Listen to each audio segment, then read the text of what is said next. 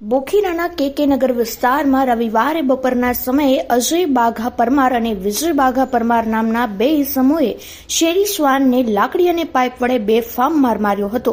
એટલું જ નહીં પરંતુ પથ્થરમારો કરીને ગંભીર ઈજા પહોંચાડી હતી. લોહીલુહાણ હાલતમાં કણસતા આ શ્વાન અંગે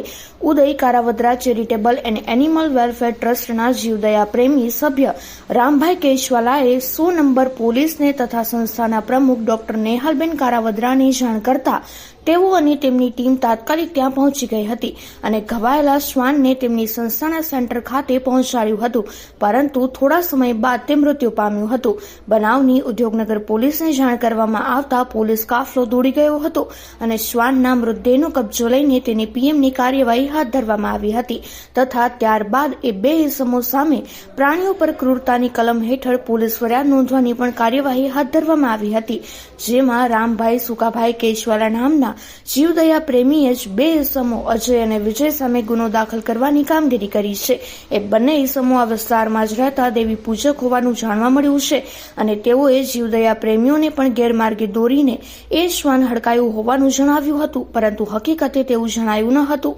પોરબંદરમાં અવારનવાર આ પ્રકારના બનાવો બને છે અને લોકો દ્વારા પશુઓ ઉપર અત્યાચાર ગુજારવામાં આવી રહ્યા છે, ત્યારે તેમના હિત માટે હરહંમેશ સંસ્થાના સ્થાપક ડોક્ટર નેહાલબેન કારાવદ્રા અને તેમની ટીમે